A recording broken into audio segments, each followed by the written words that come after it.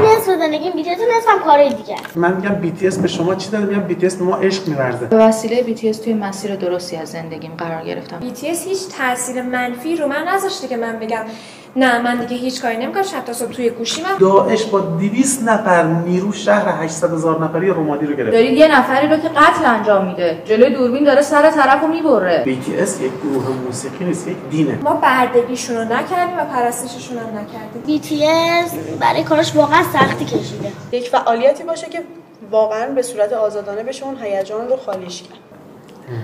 میشه لطفاً انقدر منو تحلیل نکنید. نه اصلا ما رشته‌مون اینه. چشم من آره این رو برای خودم می‌خواستم. خب عرض به خدمت شما که من تو گروه ارتباطات دانشگاه تهران هستم. حدود 10 سالی هست تو حوزه شهرت مطالعه می‌کنم. از 5 سال پیش درسی رو طراحی کردم به نام مطالعات شهرت و هواداران که این درس هم با من هست. سیلاوس درس رو در وزارت علوم تصویب کردم، بنابراین الان دست کم 3 دانشگاه دیگه دارن این درس رو ارائه میکنن و یه سری پژوهش‌ها هم انجام دادم، از جمله روی فمینیسم شهرت، پورنوگرافی فقر که این دوتا در همایشی در پراگ ارائه شده و الان با یکی از اساتید بین‌المللی داریم یک کتابی می‌نویسیم به نام BTS A Critical Evaluation درباره BTS و وجوه در واقع دینی اونه. خب درباره اتفاقی هم که افتاد که شما حتما در جریانش هستید متوجه شدم این مسئله BTS مسئله خیلی مهمی است. بخش بزرگی از دانش آموزان دختر ما رو درگیر کرده و یک فریب بزرگه، حقه بازی بزرگه که تو صنعت شهرت همش حقه بازیه، همش فریبه. توی کتاب هم نزدیک 300 صفحه است، شاید 150 صفحهش فقط توضیح داده سلبریتی ها فقط دروغ میگن. چند میلیون دختر دانش آموز در واقع درگیر اینن. تمدن هم پایه های تمدن رو شونه ایناست. خب یعنی مردها یک کارکردهای خاص دارن و کارکردهای اونا هم ارزشمنده، اما زنها تمدن ها رو میسازن.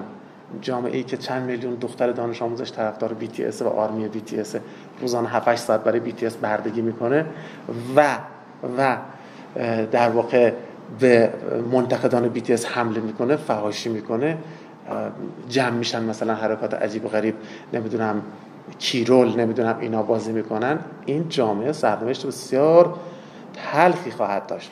خب اونجا هم عمدن من تند صحبت کردم، البته واقعا من بی احترامی نکردم. BTS در کشور ما نفوذ متاسفانه در غفلت مطلق مسئولان فرهنگی، اونهایی که میخوان برن کاخ سفید و حسینیه کنن، اونهایی که میخوان اسرائیل نابود بکنن، در غفلت مطلق اینها BTS متاسفانه اومد کشور ما رو گرفت. در سالهای آینده اثرات اینو خواهید دید. البته خب بعضی از دانشجوهای من تو همین درس اینا قبلا آرمی بودن، الان میخندن به خودشون. اغلب 99% این دختران دانش آموز بعدن اینا پشیمون میشن، خندشون میگیره که چیکار میکردن. ولی این دوره بسیار کریتیکالیه در زندگی آدم. دوره است که تو باید آینده تو بسازی تا برده نباشی. شما اگه مثلا 40 تا 45 سالگی رو از دست بدید خیلی چیزی از دست ندادید، ولی 15 تا 20 سالگی سن بسیار مهمی است. کسی که این دوره رو از دست میده هرگز نمیتونه اونو جبران بکنه. اولین کلمه‌ای که میخوام یه نقدی رو بهش وارد بکنم کلمه بردگی بود. به نظر من این کلمه درستی نیست. یعنی شما با این کلمه دارید به خود همون، شما اول جلسه به ما گفتید که دخترهای عزیزم، به همون دخترهای عزیزتون دارید توهین میکنید با این کلمه. اگر که یک موسیقی، من خودم دانشجوی موسیقی هستم و گرایش آواز، ببینید 3 نظریه زیبایی شناسی درباره موسیقی وجود داره. اولیش اینه که موسیقی زبان احساساته، موسیقی نماد احساساته و موسیقی ذاتش صدا و حرکته. من با بچه‌ها که داشتم صحبت می‌کردم گفتم بچه‌ها اتفاقاً کیپاپ توی مسیر درستی از موسیقی قرار گرفته. به خاطر چی؟ به خاطر اینکه رقص و تئاتر همواره موسیقی در خدمت این دو عنصر بوده. موسیقی کاملاً بردگی تئاتر و رقص رو میکنه.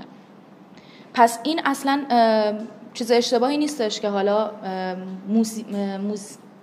موزیک کیپاپ یه مقدار با شو همراه باشه. این اولین موضوع. موسیقی کشورم رو خیلی دوست دارم. موسیقی کشور من خیلی موسیقی غنیه ولی متاسفانه به هیچ عنوان آرتیست های ما در زمینه موسیقی الان، حالا بجز آقای بامداد افشار که واقعا داره تکون میده صنعت موسیقی ایران رو، هیچ کدوم در این زمینه ریسک پذیر نیستن. ما یه همچین تکامل بصری رو ندیدیم توی کشور خودمون. پس خیلی نرماله که اگر که یه کشور دیگه این مسیر رو داره درست طی میکنه و خدمت درستی داره به موسیقی میکنه، بیایم بهش عشق بورزیم. موسیقی زبان بین‌المللیه. یه موضوع دیگه ای هم که این وسط وجود داره اینه که خیلی نقد میشه که اینا چرا موهاشون رو رنگ میکنن، اینا چرا میکاپ میکنن. ما توی تمام بک استیج های تئاترمون، توی تمام بک استیج های کنسرت هامون، آرتیست های خودمون میکاپ میشن.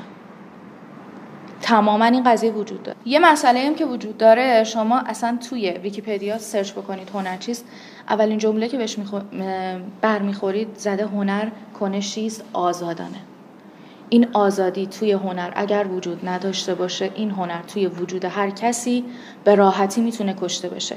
حالا اون هنر در وجود من موسیقی میتونه باشه، در وجود این دوستمون میتونه نقاشی باشه و در وجود شما میتونه بازیگری باشه. من متوجه نشدم شما چی گفتید. شما میگید که موسیقی 3 نظریه داره. درسته؟ اگه موسیقی خودمون ضعیفه، میتونیم از موسیقی کشور دیگه استفاده بکنیم. خب چرا در مورد BTS هیچ صحبتی نمی‌کنید؟ فقط یک نکته اشاره کردید، فرهنگ‌های مختلف.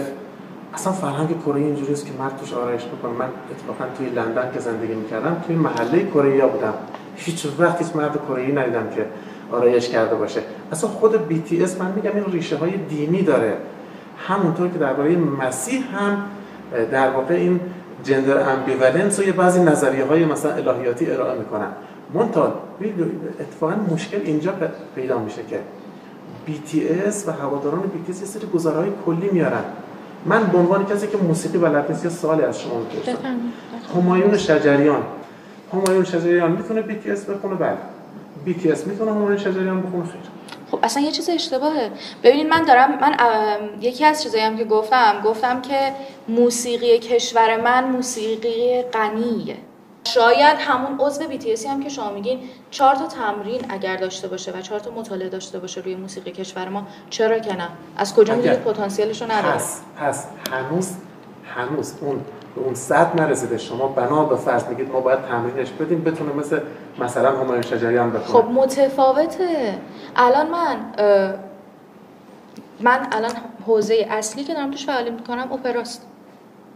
من اپرا میخونم. خب قطعاً الان اگر که مثلا یه دوست خوش صدای دیگه الان اینجا وجود داشته باشه، شاید من اگر که بهش بگم که آقا فلان شعر از حالا مثلا ترباتوره وردی رو بیا بخون برای من، شاید نتونه واقعا خب با یه متن سایه باشه. مواجهیم. یعنی یک چیزی رو، یه پدیده رو میبینید خب و مثل کوه یخی که بخش عمده‌اش زیر آبه، فقط ما نوک کوه یخ رو میبینیم. خب اصلا هیچ سلبریتی اینجوری نیست که بره تلاش بکنه با تلاش خودش موفق بشه. امکان نداره. بله، صدای همایون شجریان رو شما با تمرین شاید نتونید به دست بیارید. صدای علیرضا قربانی شاید نتونید به دست بیارید. ولی شما نگاه کنید خواننده‌های پاپ اول ما، شما مثل همشون و حتی بهتر از همشون شاید میتونید بخونید. اصلا اینا نتونستن برن دانشگاه. اینا عرضه نداشتن یک کنکوری بدن برن مثلا رشته موسیقی بخونن. خب شما نه تنها میتونید بخونید بلکه تونستید که توی رقابت علمی هم برنده بشید. شما اون فیلمی که در اومده صاحب شرکت میگه آقا من این حامد همایون مال ترانه شرقیه، 10 سال بعد قراردادش تموم شد، اگر خواست به نام حامد همایون بخونه بعد از من درستش کردم، اینو من آوردم. حامد همایون هم این کنار دستش نشسته. کل جهان همینطوریست. من تو کتابم مستند کردم موارد خواننده‌های بزرگ مثل لانا دل ری مثلا، اینا خودش مثلا میگه آقا من به روش‌های غیر معمول اومدم تو صنعت بالا. اصلا این صنعت بی‌رحم نیست، اتفاقا استعدادا رو سرکوب میکنه. اغلب اینها، شما که رشته‌تون همینه، قبول دارید اغلب اینا حتی صداشون در دوران بلوغ به صورت سالم بلوغ پیدا نکرده، تو دوران نوجوانی مونده، حتی 2-3 تاشون. بذار من اینو تمام بکنم. من میخوام بگم که اینطور نیست که شما الان بخونید و همه درساتون رو خوب پاس کنید و همه کارهایی که استادتون میگن بهتر از خودشون انجام بدید و به شهرت برسید. خب اصلا اینطور نیست. پشت اینها یک صنعت چند صد میلیارد دلاریه، باشه چند میلیارد دلاری شرکت بیکید انترتینمنت، خودشون از صفر رسیدن به درآمدهای چند صد میلیون دلاری. بیکید انترتینمنت که الان شده بیکید، از یک شرکت ورشکسته تبدیل شده به انترپرایز 8 میلیارد دلاری و هر $1 اینها از توی جیب ما در اومده، از توی جیب شما در اومده. توضیح میدم توی بخش. من میتونم یه چیزی بگم؟ بفرمایید. شما باید بیاید کسی رو با کسی مقایسه کنید که تو یک رده هستن. من حتی نمیگم که BTS با همایون شجریان تو یه رده است، ولی شما باید بیاید مثلا کسی که سبکش پاپ رو با کسی که سبکش پاپ مقایسه بکنید، نه کسی که یکی که سبکش سنتیه، نحوه حالا من زادگاهش متفاوته، نحوه کار کردنش رو صداش متفاوته. اینا هیچ جوره نمیتونه، هیچ کدوم، شاید حتی همایون شجریان هم نتونه یه روز مثل BTS بخونه، چون دو تا سبک متفاوت، دو تا سبک جدان. یعنی این نه ربطی به این داره نه اون به این ربطی شما داره. مثلا بیشترین چیزایی که استدلالایی که خطاب به من مطرح میشد، بزرگترین بویبند جهان تو کاخ سفید رفتن، گرسنگی کشیدن، موفق شدن، کشور خودشون رو معرفی کردن. اینها هیچ کدوم اشاره به اینکه موسیقی اینها قوی است یا از فلان گروه پاپ بهتر میخونن نداره. و گذشته از این، اصلا مسئله شخص من این نیست. آدم تو نوجوانی موسیقی دوست داره، آقا یکی BTS دوست داره، یکی نمیدونم عباس قادری دوست داره، او یکی اندی دوست داره. اصلا این خصوصیت نوجوانی است. میدونید مسئله من اینه که BTS فقط از ما پرستش میخواد. BTS از این جهت خیلی شبیه داعشه، فقط اینا خوشگل، این داعشیا خشنن. داعش جهان رو به دو گروه کافر و مسلمون تقسیم میکنه. شما یا مسلمونید که از هر کار دلتون خواست میتونید بکنید، یا کافرید که چون برچسب کافر خوردید هر اقدام غیر اخلاقی علیه شما مجازه. یعنی شما مثلا میرید مثلا زن و دختر ایزدی رو مثلا به بردگی و کنیزی این پاس میده به اون خسته میشه میدهش به یکی دیگه. چرا؟ چون شما برچسب کافر خوردید. BTS هم خیلی راحت، شما دو گروه هستید، یا آرمی هستید یا هیتر. وقتی هیتر شدید شما هر اقدام غیر اخلاقی علیه شما مجازه. هر کدوم از این مثلا این خانمایی که یا دانشجوی منن یا فامیل بنده است یا خواهر بنده است یا دخترمو اومدن یه چیزی نوشتن مثلا تعریف کردن، بالای 200 تا 300 تا دایرکت فحاشی و تهمت و حرفای خیلی زشتی که من اصلا تو سربازی هم حتی نشنیدم از هواداران BTS دریافت کردن. نگید که اینا نمیدونن اومدن BTS رو بدنام کنن، اتفاقا اینا هواداران اصلی BTS هستن که بر دین BTS هستن که در اون جهان به دو دسته آرمی و هیتر تقسیم میشه. راست، شما اولش گفتین که دارین راجع به BTS و ارتباطش با دین تحقیق میکنید.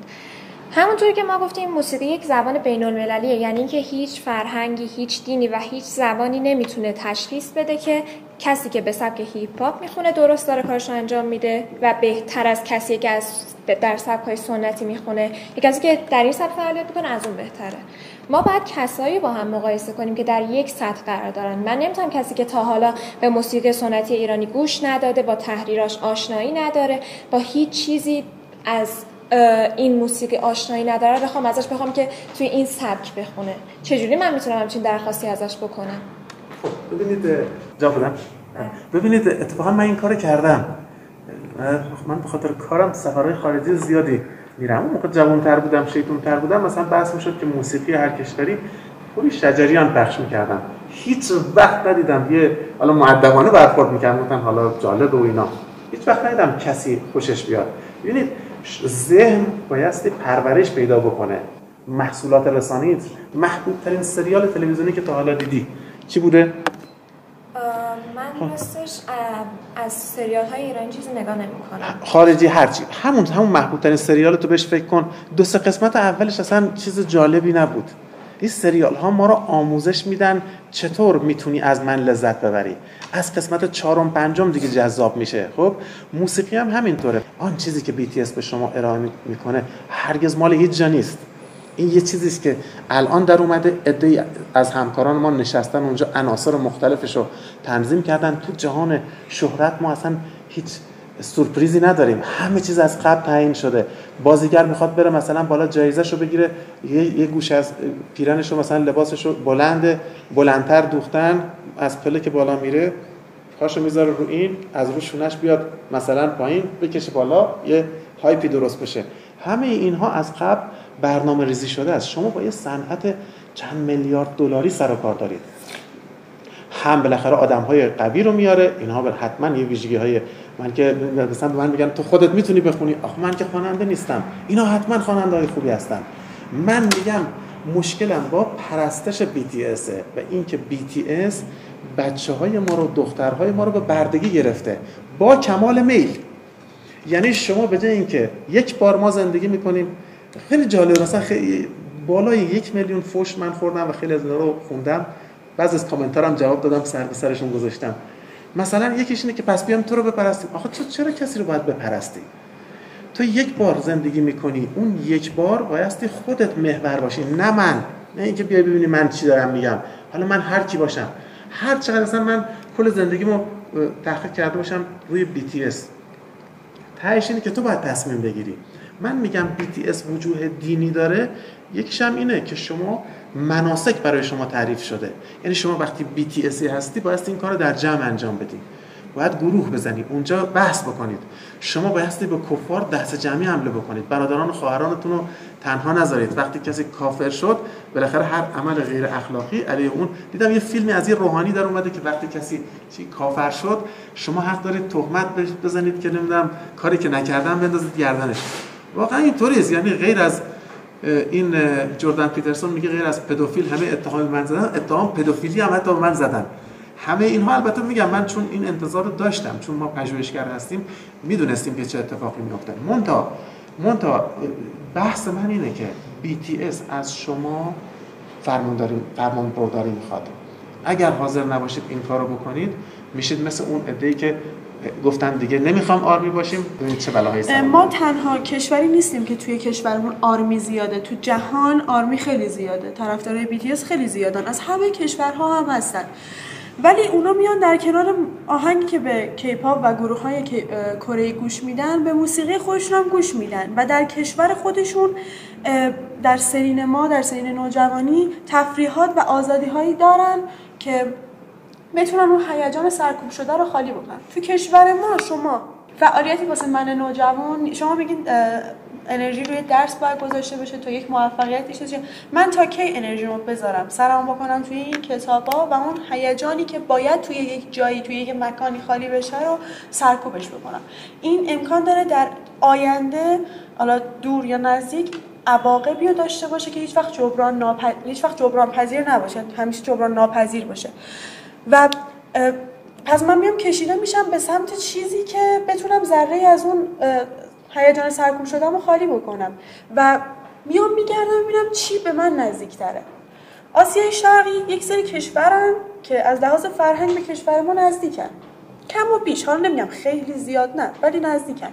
اون هیجان رو دارن، اون رقص رو دارن، اون ریتمی که خیلی شاد رو دارن و من میتونم با توجه به اون بیام هیجانمو خالی. شما میگین که ما داریم به اون سمت کشیده میشیم و به عنوان برده میشیم، پس ما باید یه چیزی داشته باشیم که در قبالش اگر میخوایم به اون سمت کشیده نشیم، مثلا اینور یه چیزی باشه، حالا یک موسیقی باشه یا یک فعالیتی باشه که واقعا به صورت آزادانه بشه اون هیجان رو خالیش کرد. ببینید خب به من خب من یه معلمی هستم، یه پژوهشگری هستم، نمیتونم برم که مثلا تفریحات برای بچه‌ها درست بکنم. میدونید یه چیزهایی به من میگید اصلا ربطی من یک معلم ساده هستم. آخه مثلا حالا غیر از این چیزای دیگه، اول برو مشکلات حل بکن، بعد بیا ببین ما به کی گوش. خب من چطور مشکلات حل بکنم؟ من که مسئول نیستم. درست میگی اینا باید باشه. این که میگید که کشورهای دیگه هم از اونها هم بردگی میکنن، اونها فرقی نمیکنه. شبیه کیم کارداشیان هیچ استعدادی نداره، یعنی نه خوشگله، نه آواز بلده، نه رقص بلده. تازه ببینید با آموزش خیلی چیزا رو میشه. اینقدر کودنه که هیچ کدوم از اینا رو با آموزش هم یاد نگرفت، نه درس خونده، نه عرض کنم شعور درست صحبت کرد. 180 میلیون فالوور داره. چرا؟ خودمم سوار هلیکوپتر میشم میرم با ویلای بزرگم تو فلوریدا که با پول شما هواداران بدبخت درست کردم، به خودتون فخر میفروشم، شما هم نگاه کنید هی حسرت بخورید. ببین این کل دنیا اینطوریست. من دغدغه‌ام کشور خودمه. یعنی این که من میگم یه چیز جالب من به شما بگم، 30 کتاب درباره BTS نوشته شده، چرا هیچ کدوم انتقادی نیست؟ شما وقتی پول دارید، دیدم یه مثلا فیلمی آوردن یه استاد آمریکایی داره موسیقی BTS رو تحلیل میکنه، شما $10,000 به من بده، هفته بعد یه استاد آمریکایی موسیقی شما رو تحلیل میکنه. یعنی میگم یه صنعتی اون پشته که دیده نمیشه و بخش عمده مثلا BTS یا هر صنعت موسیقی اونجاست. خب این یه نکته. شما میگید انرژی باید تخلیه بشه. شما وقتی که دنبال کسی بیرون از خودتون هستید، توی روان درمانی میدونید ما چی میگیم؟ هیچ درمانگری هیچ کاری نمیتونه برای هیچ کس بکنه تا درمانجو بخواد. درمانگر اگه خیلی توانا باشه به درمانجو کمک میکنه خودش رو درمان کنه. آدم خودش بیاد بشینه، نه اینکه BTS دادم سرگرم کنه یا دولت بیاد عاقل بشه و سرگرمی برای ما درست بکنه ما انرژیمون رو تخلیه بکنیم. حالا یه چیز دیگه میگم، لطفاً پشت ندید، تو دلتون هم پشت ندید، چون هر وقت سر کلاس اینو به دانشجوها میگم تو دلشون که هیچی همینطور پشت میدن. اصلا انسان نیاز به تفریح نداره. اینا دوره مدرن درست شده. یعنی تا دوره پیشا مدرن، آدم‌های پیشا مدرن یک عشق نبود. شما باورتون میشه؟ من مسئله‌م اینه که BTS از بچه‌های ما بردگی میخواد. مسئله من اینه در جهان امروز ما نسل نوجوان از دین به دلایل مختلف که فرصت نیست اینجا بگم از دین‌های رسمی کنده شده. خب دیگه قبول نداره، اینا رو خرافات میدونه. نیازش به دین برطرف نشده. خب به هر نتیجه BTS اینو میدونه. BTS که نه، اینا که حتی شومن هستن، اینا نه، اونایی که پشت سر این BTS رو طراحی کردن اینا اینو خوب فهمیدن. ما هم یه جوری مثلا خودمون رو نشون میدیم انگار ما برتر هستیم و مثلا نظر کرده هستیم، خب و هیچ کسی نمیتونه مثل ما باشه. همزمان اون نیازهای آدم‌های معمولی هستیم که آرایش میکنیم، تلاش میکنیم خوشگل باشیم، تلاش میکنیم امروزی باشیم، تیپ بزنیم مثلا در حالی که مثلا قدیسان هیچ وقت در تاریخ اینطوری نبودن که مثلا خوش بگذرونن. مثلا این روزه گرفتن اینا تو همه دین‌ها هست به خاطر اینکه مثلا قدیس‌ها خود دارن. این تقاطع این دوتا رو طراحی کردن. فقط هم BTS نیست، 20 تا 30 تا گروه درست کردن. این شانس آورد، هم بهتر سرمایه گذاری کردن، هم بهتر طراحی شده بودن. آن 7 نفری که جلوی صحنه دارن میخونن و میرقصن، اینها هیچی نیستن. They do what they are told. همون کاری رو میکنن که پشت صحنه بهشون میگن. چرا وقتی که یک موجی به اسم موج BTS اومده من رو به یه مسیر درستی که واقعا علاقه قلبی من بوده کشیده، چرا نباید قدردانش باشم؟ بعد شما فرمودین که BTS مثل داعشه. نه، چه ربطی داره؟ اصلا چرا یه دو تا موضوع مختلف از همو میاید با هم دیگه بررسی میکنیم؟ نه. خب پس شما قبول دارید که اگر کسی استعداد داشته باشه و تلاش کنه موفق میشه؟ بله، چرا که نه؟ اصلا این امکان پذیر نیست. اصلا این امکان پذیر نیست. شما نگاه کنید مثلا ما الان 10,000 هنرجوی سینما بازیگری داریم. درسته. هر 10,000 تاش اگر تلاش کنن موفق میشن؟ ممکنه بشن. هر 10,000 تاش ممکنه بشن. چرا راه دور بریم؟ همین واحد 46 تماما دارن موفق میشن. عدد صحبت میکنم. 10,000 نفر برای اینکه بتونن بازی کنن سالی 1000 فیلم باید ساخته بشه. مگه بازیگری فقط برای فیلمه؟ 10,000 تا. نه این کسی که میره کلاس بازیگری نمیره کلاس بازیگری که بیاد تو فیلم مثلا تبلیغاتی دانشگاه علوم اجتماعی بازی کنه. بعد این یک مسابقه بسیار ناعادلانه است. خب in which the winner takes all، یعنی همه جایزه ها به برنده میرسه. اینجوری نیست برنده بخش بیشتری رو بره، نفر دوم ببره، سوم هر کی، فقط و فقط برنده میبره. و توی این مسابقه ما چیزی به نام اخلاق نداریم. میدونید چون با اخلاقا حتما همون مرحله اول از دور رقابت خارج میشن. بعد BTS چه سختی کشیده. کدوم اینها افسانه است برای ما درست کردن برای اینکه اینا وجهه قدیس بدن. اینها رو از مسیحیت گرفتن. خب BTS آقا رفته اونجا روزی مثلا میگه روز 12 ساعت ورزش میکنه. خب ورزش میگه سختی کشیدنه. بعد میگه گرسنگی کشیدن. اصلا تو کره جنوبی شما تو خیابون بیفتی گرسنگی نمیکشی. بعدم هیچ وقت نمیگه من چقدر، میگه من کار خیر میکنم. این اصلا پولشوییه. مقاله پورنوگرافی فقر منو بخونید. اونجا توضیح دادم که سلبریتی ها هرگز دنبال حل مشکل هیچ کسی نیستن. تو وقتی کار خیر میکنی برند خودت رو تقویت میکنی. یه چیز دیگه میگن BTS، من میگم BTS به شما چی داده؟ میگم BTS به ما عشق می‌ورزه. بله شما به هر کدوم از این اعضای BTS صدها میلیون دلار ثروت دادید، اونها رو صحنه به شما قلب میشه، $1 رو به شما نمیدن. $1. کلاس چندمی؟ چهارم. هوادار BTS؟ گوشی داری برای خودت؟ از چند سالگی؟ فکر کنم 6 سالگی. از 6 سالگی گوشی داشتی؟ میتونستی بخونی؟ خب بعد خودت گفتی برام بخرید؟ و من با تقریبا تمام حرفاتون مخالف بودم. بله. چون که BTS برای کارش واقعا سختی کشیده. چون که خودشون تعریف کردن و امکان نداره گروهی که من انقدر دوستش دارم میدونستی من داییدم؟ مهم نیست. نه میدونستی؟ برام مهم نیست. خب بگو ادامه بده. و به سمتای خوب ما رو هدایت کرده گروه بدی باشه و بخواد مثلا فقط دنبال پول باشه. چون واقعا گروهی بودن که دور هم جمع شدن و تلاش کردن برای کارشون و امکان نداره گروه بد باشه. گفتم که خودشون گفتن. خب منم میگم داییت هستم. خب شاید باور کنم شاید نکنم، ولی ممکنه باور کنی؟ نباید باور کنی چون من داییت نیستم. خب برام ممکنه به اهدافی دروغ گفته باشم. اگه تو خیابون یکی اومد گفت من داییت هستم، تا حالا منو نمیشناختی، فوری جیغ بکش درخواست کمک بکن. راجع به اون حرفی که زدید که ما BTS رو پرستش میکنیم، من به عنوان یه دختری که خودم آرمیم، من اصلا همچین چیزی تا حالا انجام ندادم. من موسیقی این فرد رو دوست دارم چون به من آرامش میده، چون به من شادی میده، چون لیریکی، متنی که برای این آهنگ نوشته شده این از یک تجربه، از یک احساس نشأت گرفته. هر کسی نمیتونه احساسش رو به نوت‌های موسیقی تبدیل کنه، نمیدونه چجوری از چه تکنیکی استفاده کنه که این موسیقی بتونه برای من گوش‌نواز باشه، بتونه باعث باشه که من حس کنم درک شدم، حس کنم کسی اون طرف دنیا هست که منو میشناسه، منو درک میکنه، میتونه بفهمه که این مثلا احساس افسردگی داشتن به چه شکله. نه کسی که هیچ تا به حال افسردگی رو تجربه نکرده، هیچ حمله عصبی نداشته و بیاد برای من اظهار نظر کنه که اصلا چیزی دلایلی که شما BTS رو میپرستید. نه میتونم دلایلش رو ببینم. نه این مال ایشونه، ببخشید بده من میدم به خودت بعد. خب ادامه بده. و اینکه شما به نظر من رو کسایی مطالعه کردید راجع به BTS که اصلا همچین آدمایی بودن که فکر می‌کردن این آدما مثلا خیلی دیگه چیز بزرگی هستن. درسته که موسیقیش جهانی شده، به جایزه‌هایی رسیده که هر کسی نرسیده. میشه لطفاً انقدر منو تحلیل نکنید. نه اصلا ما رشته‌مون اینه. چشم من این رو برای خودم می‌خواستم بنویسم.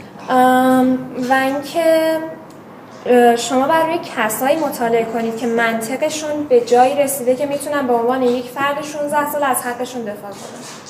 نه کسی که تا به حال با اجتماع ارتباط نداشته، نمیدونه دوست داشتن واقعی چه شکلیه، نمیدونه چه جوری باید تا چه حدی چیزی رو دوست داشته باشه. من نمیگم ما میتونیم همه آدما رو قدیسی کنیم، بزرگشون کنیم، مثلا همچین چیزی نیست. ما فقط داریم به این آدما عشق می‌ورزیم چون که چیزی رو ازشون گرفتیم که به ما حس خوبی دادن. ما بردگیشون رو نکردیم و پرستششون هم نکردیم. آره ببینید اصلا بردگی یا پرستش چیه؟ شما از چقدر فاصله داره خونتون تا اینجا؟ ما حداقل 2 ساعت. حداقل 2 ساعت. خب حداقل 2 ساعت اومدید. این سشن هم برای شما سشن رنج‌آوری بوده. قبول داری؟ الان عصبانی هستی از دست من. خب نه خب نیست. صحبت می‌کنم. نه ایشونو دارم میگم. آره خب و داری تلاش میکنی که منو قانع بکنی که اشتباه میکنم. این که شما دارید کار میکنید، خودتون هیچ سودی، عمرتون رو، انرژیتون رو، تلاشتون رو، بعد اعصابتون رو، رابطتون با خانواده‌تون رو. شما الان مثلا تا پیش از 18 سالگی ارتباط باید با بچه‌ها با خانواده‌شون داشته باشن، در غیر صورت به لحاظ عاطفی آسیب می‌بینن. خب منتها چون وقتی صحبت میکنن نسل شما فوری دعوا شروع میشه، دلیلش هم این گوشی‌هاست. فرصت نیست من بگم چرا. متأسفانه بچه‌ها از خانواده‌ها کنده میشن و این در واقع بچه بی‌پناهی که دنبال یه پناه میگرده. همکاران من در بی هیت انترتینمنت منتظرش هستن. یک بردگی است که چون شیکه، اون خشونت و اون بیرحمی که در بردگی معمولی هست دیده نمیشه. ما احساس نمی‌کنیم که ما در واقع داریم بردگی می‌کنیم. من یه مثالی زدم، میگم این افراد از صفر رسیدن به درآمد چند صد میلیون دلار. هر یه دلاریش از تو جیب شما در اومده. چطور در اومده؟ من اینو میگم، آرمیا میگن ما که پول ندادیم. اصلا نیاز نیست شما پول بدید. شما این دنیایی است که توجه تبدیل به پول میشه. توجه رو شما جلب کنید تبدیل به پول میکنید. وقتی که شما اینستاگرامتون 70 ام فالوور داره، خب این یعنی که اون افراد دارن برای شما کار، افرادی هم برای من کار میکنن. ببین مثلا من خودم تو از جمله آرمی ها کار بزرگی برای من کردن، کمک کردن. برای اولین بار در ایران صدای یک نفر که ربطی به حکومت نداره علیه آرمیا بلند شه، علیه BTS بلند شه. این خیلی مهمه. حالا دیگه در یه مدرسه دخترانه در کرمان، در مشهد، در تبریز یا در بندرعباس اگه دانش آموزی بخواد بگه نمیخوام BTSی بشم، حالا دیگه یه پشتوانه استدلالی یا ارجاعی داره که انجام بده. میاد میگه منو بپرستید، من به شما قلب نشون میدم. بعد خیلی عجیبه، که اصلا جنایت دست جمعی علیه بچه‌های ماست. میگه ما رو از خودکشی نجات داده. اصلا خودکشی ببینید یه چیز به این سادگی نیست که شما بیای مثلا به یکی بگی خودتو دوست داشته باش خودکشی نه. مگه این اینجوریه؟ چرا اون وجهه دینی که داره بچه‌ها رو جمع میکنه دور هم، یه دفعه گله‌ای به شاه قاسمی حمله میکنن، این به انسان‌ها امید میده، انگیزه میده، ممکنه از خودکشی دور شن. این احمقانه ترین کار و خطرناکترین کار اینه که یکی میخواد خودشو بکشه. خودتو دوست داشته باش، از زندگی لذت، جهان زیباست. اصلا خودکشی ببین یکی از مهمترین دلایل، دو تا دلیل مهم در خودکشی، تمایل به خودکشی بین دختران نوجوان ما، یکی اینه که از خانواده کنده شدن. یه منبعی که به صورت طبیعی مال این دختر بوده الان دیگه مال خودش نیست، تقصیر گوشیاست. دو، این توهم رو ما داریم که کسی که رابطه نداره با جنس مخالف این مریض، این خاک بر سره. در نتیجه روابط ناایمن دخترای ما رو نابود کرده.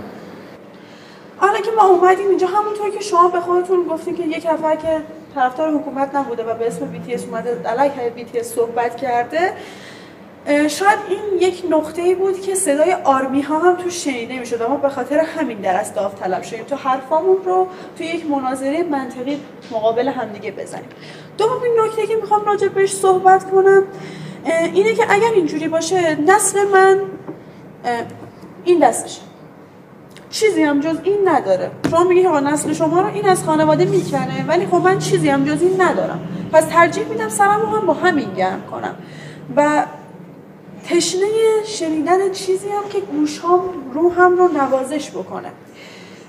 اگر اینجوری باشه که شما میگین توجه تو دنیای امروز پول بشه، همینطور که من اگر یک ویدیو یوتیوب BTS رو ویو میزنم پولش میره تو جیب اونا، من اگه برم ویدیو خواننده خودم حامیم، ماکانبند یا حالا همایون شجریان وقتی میخوام کنسرت پول میپردازم واسه اون کنسرت، وقتی میشینم توی اون کنسرت اون پولی که من پرداخت کردم میره تو جیب اون. پس اینطوری باشه من نبستم تو هیچ سبک موسیقی برم چون توجه کردن، حالا حتی موسیقی هم نه، به هر چیزی طرفدار هر کسی بودن، چون توجه کردم پول میرسه تو جیب اونا. در کنارش هم شما گفتین که چرا اصلا باید توجه باشه. من در مقابل توجه و حالا با همون توجه هزینه‌ای که به اون آیدل یا آرتیست پرداخت میکنم، چیزی که مورد علاقه مزاج من خوش میاد رو دریافت میکنم. چیزی که من نسل جوان انتظارش رو دارم بشنوم رو از اون آرتیست میشنوم و ازش دریافت میکنم، اون انرژی مثبت. خب من کاملا موافقم. من چیزی غیر از این نگفتم. شما میگی آقا با توجه من پول در میارن نوش جونش. بقیه آرمیا هم اینو میگن. اگر اینو نمیگفتن قطعا نمایندگی از آرمیا اینجا خیر نه اینطور نیست. اینطور نیست. اکثر آرمیایی که من باشون صحبت میکنم میگن که آقا نه اینا، مثلا من میگم که پول در آوردن، میگم پول خرج کار خیر میکنم.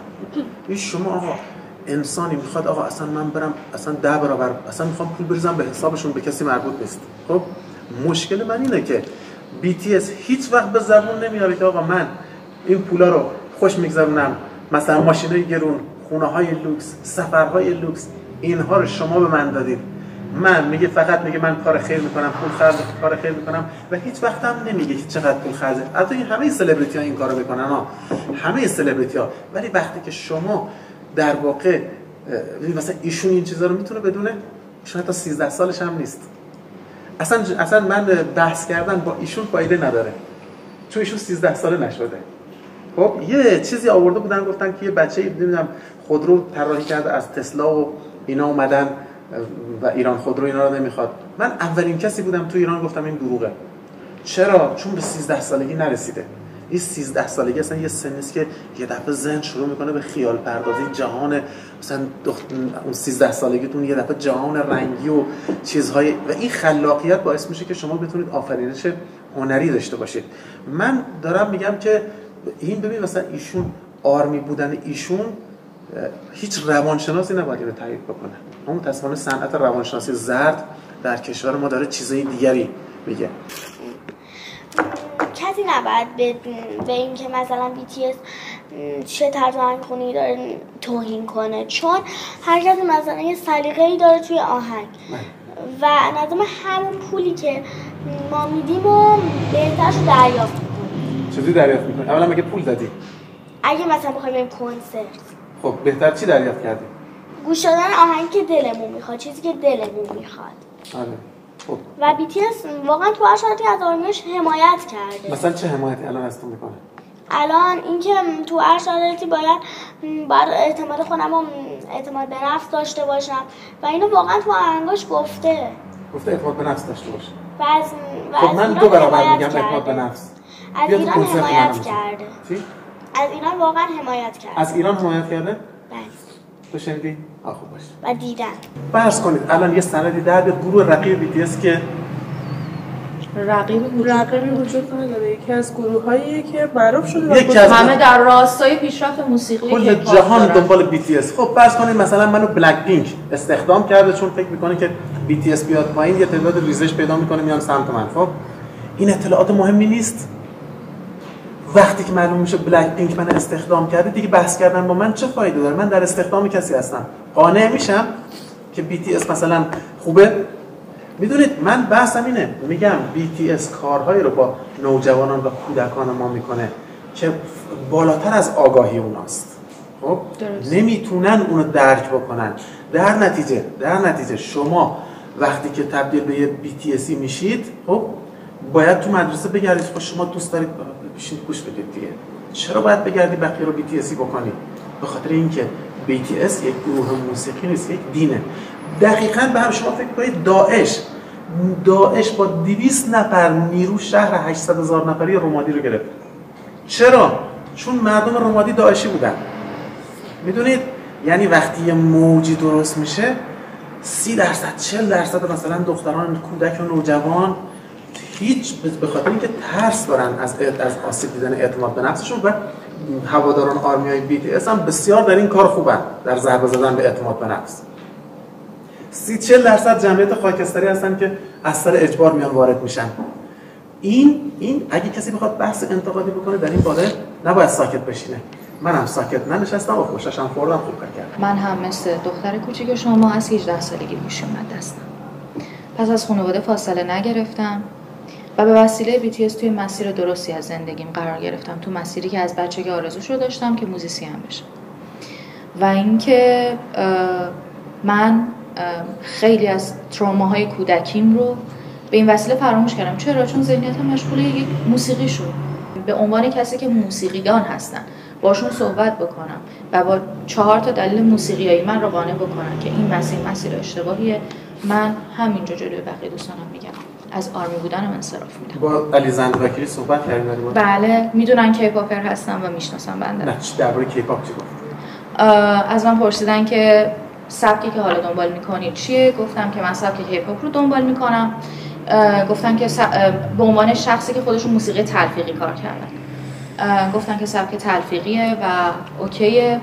گفتن خوبی هم که داره اینه که از تمام نقاط حنجره استفاده میکنه، چیزی که ما ایرانی ها نداریم. من توی برهه‌ای از زندگی به سمت کیپاپ کشیده شدم که یکی از بزرگترین اتفاق‌ها یا یکی از بزرگترین دردهای زندگی رو داشتم ترجمه می‌کردم و تونستم توی اون شرایط با کیپاپ و حالا BTS به قول شما اون درد رو کمتر احساسش بکنم و ازش زودتر گذر بکنم و بیشتر به اون تکاملی که داشتم میرسیدم برسم. توی حرفاتون به یه نکته اشاره کردیم که با این حال که یعنی چیزی که من فهمیدم با این حال که شما دارید الان مدرن رو شرایط مدرنی‌تر رو مطالعه میکنید و راجع بهش تحقیق میکنید، توی کلیشه های فرزندخواندگی قدیم هنوز موندید. چیزی که فرزند نباید از خانواده‌اش دور بشه و فرزندان الان باید سراغ، در صورتی که نسل جدید تمام کلیشه های قدیم رو نقض میکنه. یکی از بزرگترین مشکلات ما با خانواده هامون توی همین مسئله خلاصه میشه که ما کلیشه هایی که اونا بهش باور داشتن، پایبند بودن و تا همین حالا ادامهش دادن رو ما نقض کردیم. یکی از بزرگترین مشکلات ما اینجاست. و با حرفشون هم که گفتن که باید علم موسیقی داشت تا راجع بهشون نظر داد، کاملا موافقم. و من هم هیچ وقت تا همین حالا نظرم راجع به چیزی که داشتم دنبالش میکردم عوض نشده. حتی حرفایی که زدیم تا همین حالا، چون با توجه به کشوری که ما داریم زندگی میکنیم خیلی هیتایی که میاد امکان داره به ذهن خطور کنه و بگه که شاید من دارم اشتباه میکنم. بالاخره ما سنی هستیم که داریم مغزمون کامل آزمون و خطا داره. از نظر منم شما خودتون گفتین که من نباید رابی و فندیگر رو آر میکنم، ولی شما دارین همین الان تلاش میکنید که منو هیتر کنید. و از نظر من این کار اشتباهیه. شما دارین کار رو میکنید که از من انتظار دارین نکنمش. خب مثلا من مثلا که شهرت درس میدم، فکر میکنم میتونم تو رو به این راحتی از آرمی بودن برگردونم؟ خب میدونم شما فکر کنید نمیتونید، ولی تلاش میکنید که بتونید. ولی اگه مخالفید، اگه موافقید با اینکه شما میخواید منو هیتر کنید، پس خودتون نیاید بهم بگید که نه دیگران آر میکن. چشم. خب ببینید شما حواستون نیست بعضی از اینایی که شما بهشون میگید کلیشه، اینا ژنتیکه. خب شما بچه رو نباید از پدر مادرش بگیرید. این بچه دیگه انسان سالمی تا آخر عمرش نخواهد بود. ربطی به فرهنگ نداره اینا. اصلا بچه خود به خود مثل اینجوری که شما میگید فرهنگی هست که توش بچه به دنیا مثلا میاد پستان مادر رو نجوره، فرهنگی هست بچه به دنیا میاد دست انگشت بذارید تو دستش صفر نگیره. همه اینها نمیگم همشونا، همه اینها از ژنتیک میاد. چون از ژنتیک میاد و ما نمیتونیم از ژنتیکمون فرار کنیم. اگر کسی بخواد به زور فرار بکنه حتما با آسیب مواجه میشه، حتما خودکشی میکنه، حتما به دیگران آسیب میرسونه. این طوفان طلاق‌ها و بلاهایی که نوجوانا سر همدیگه میارن و سر خودشون میارن و اینها همش مال همینه که ما ژنتیک رو، چیزهایی که در درون ما هست و نمیتونیم ازشون فرار کنیم و اینها رو در واقع به عنوان فرهنگ میدونیم و افتخار میکنیم، شعار میدیم. نسل جدید شما نسل چیکار داره میکنه؟ اما مثلا نسل بره کشور دیگه شما، من زندگی کردم، شما باید کار بکنید. هر انسانی یک هدیه میگیره، یا به خدا اعتقاد داره، از خدا گرفته، یا به مادر طبیعت اعتقاد داره، از این دوتا هم خارج نیست. از مادر طبیعت گرفته، اون اسمش چیه؟ زندگی، لایف. خیلی باید سر اون دقت بکنه. این زندگی رو ما نباید صرف ایدئولوژی بکنیم، یا صرف حرفای شاه قاسمی بکنیم، یا صرف این که مثلا بابامون رو خوشحال بکنیم. هر کسی، هر انسانی این زندگی رو بایستی تلاش بکنه تا به کمال شخصی برسه. حتما بایستی اخلاقی هم زندگی بکنه.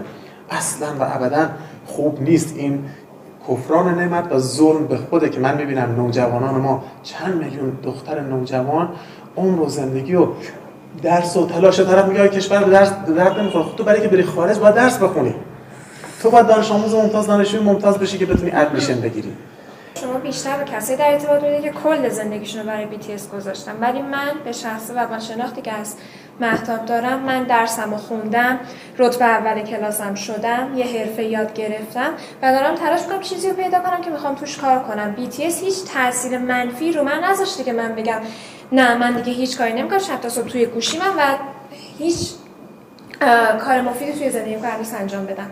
این چیزی که منو خوشحال میکنه در کنار این که من دارم برای زندگیم تلاش میکنم و کار میکنم، ولی من مجبور نیستم که همه زندگیمو مشغول کارم باشم. یه جاهایی میتونم فاصله بگیرم و خوش باشم. ولی من نصف زندگیم BTS، نصفم کارهای دیگه است. چرا نصف زندگی BTS؟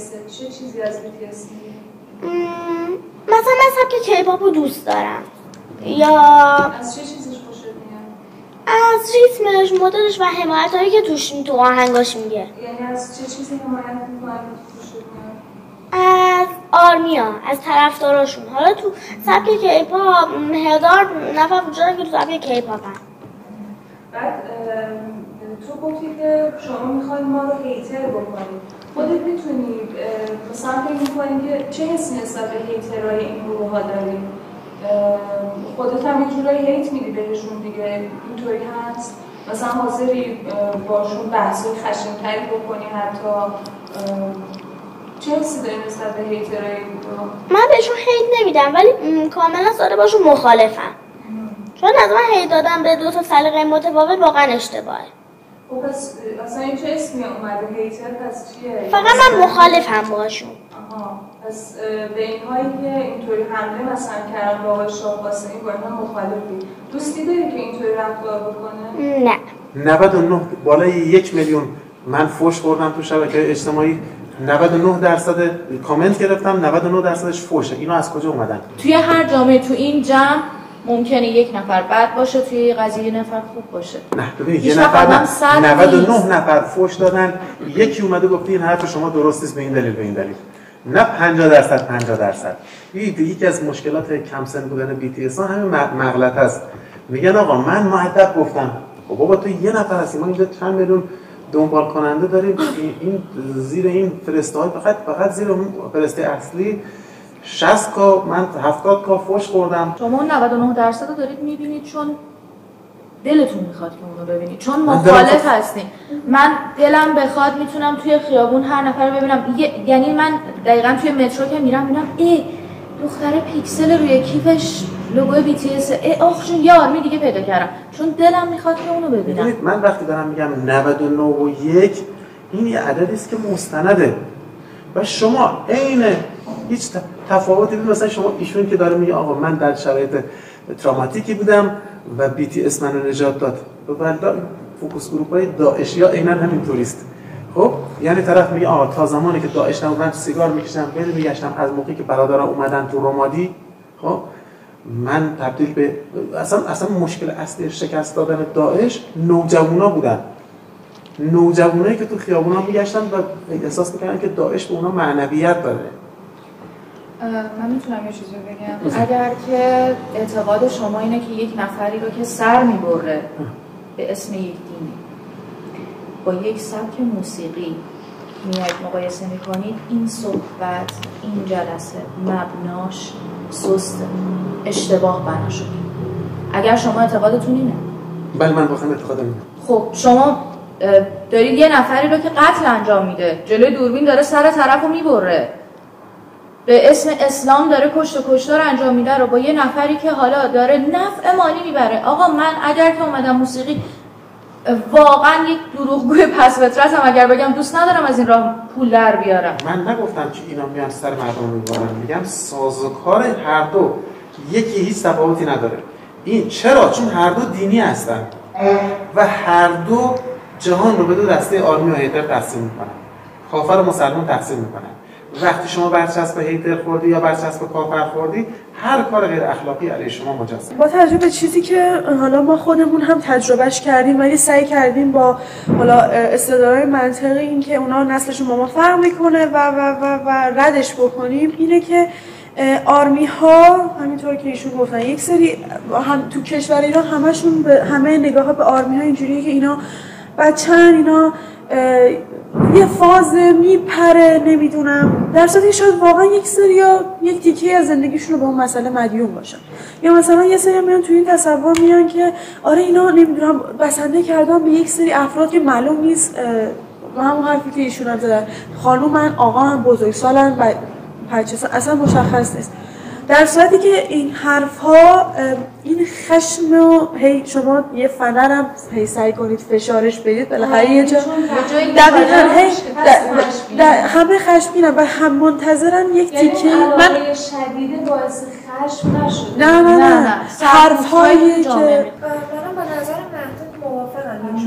هر هر چقدر شما به چیزی فشار بیارید بالاخره منفجر میشه. حتی اگه وجود یک انسان با 1000 جور حرفای منفی بگویی یه جای دیگه از دست میره. تو فضای مجازی خشمشون نیدی به نظر مثلا به همین آقای شاه قاسمی که حمله کردن این خود غیر عادی نیست که مثلا فوران و سیل مثلا کامنت های منفی تهدید به قتل اینا به نظر غیر عادی نیست؟ یعنی این تعصبه ممکنه نیست واقعا یه روی دیگرش هم رفتارهای یا من یا غیر من پس آدم نیست پس باید هست بشه باشه. ما نمیتونیم فقط اون یک عده‌ای که خودشون رو نشون میدن و و تو میگی کم آدرین تو فکر میکنی که اونهایی که حالا مثلا به همین استاد ما آقای شاه قاسمی حمله کردن البته گفت که این دوستان نیستن همچین آدمایی ولی فکر کنید کسایی که به خاطر علاقهشون به BTS به بقیه حمله میکنن اونا مثلا چه توجیهی دارن؟ چه توضیحی دارن؟ من کارشون درست نیست. من هیچ کنم درست نیست و من با اینکه آرمی هم نمیام بگم که مثلا من باید یه ویدیو بسازم که توش به به هیتر هیت بدم. خب چرا اثر مثبت توی زندگی تو گذاشته؟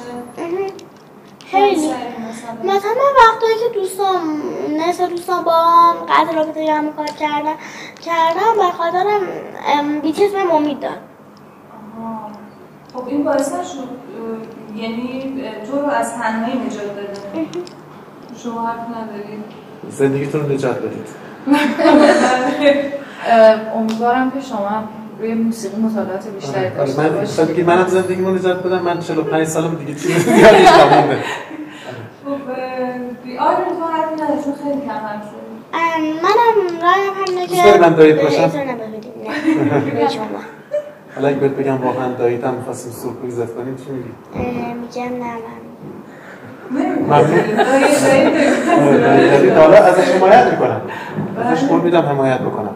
حرفی داری برای مثلا هیترها آرمیا مثلا چیزی اضافه بکنید به این گزارش؟ همین دیگه این که انزما نباید هیت داد.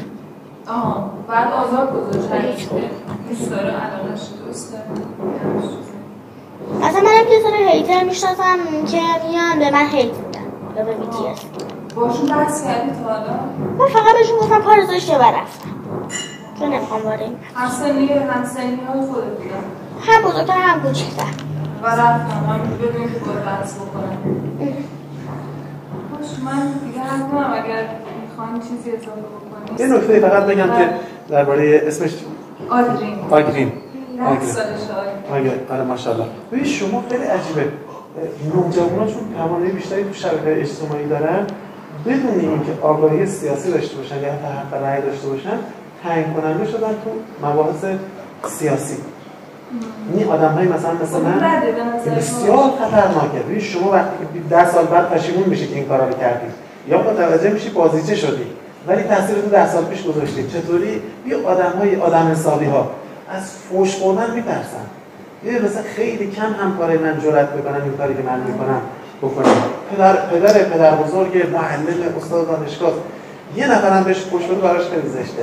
در نتیجه فضای گفتمانی افتاده دست کودکان. خب البته این هم هست که ما این فضا رو ایجاد نکردیم یعنی بزرگترها و آدم حسابی‌ها نمیتونیم انتظار داشته باشیم. شنوا برای اون بچه‌ها ایجاد بکنن دیگه. یعنی اصلا نه ما میخوام ببینید ما بنا به فرض قبل از 18 سالگی نمیتونه تصمیم سیاسی بگیره رای بده درسته؟ ولی همون فرد میتونه تو شبکه‌های اجتماعی فعالیت کنه بیش از یه آدم 18 ساله. ولی هم آدم حسابی میتونن مثل همین اکتی که شما درسته. آره اونم نمیتونه میدونم ایدئالیستی صحبت نکنید. اغلب افراد ضعیفن دیگه. کتاب سر کار داشته. نمیتونه بره 1000 تا فوش بخوره. افراد به من میگن تو هیچ چیز نیست میگم نه والا ما هیچ چی مهم نیست. طرف میگه من یه فوش بخورم اینستاگرام میبندم. درست میگید ما نباید ولی وقتی اتفاق میفته در عمل شما میبینید فضای حتی گفتگوی سیاسی فقط فوشه.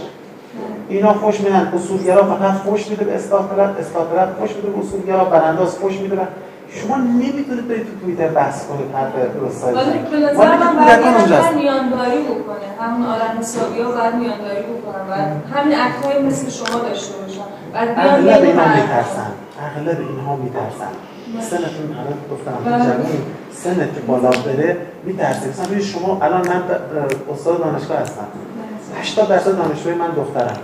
شما مثلا 24 ساعت من اتهام تجاوز هواداران CTS همین هفته فقط دوباره یه حمله دیگه کردن.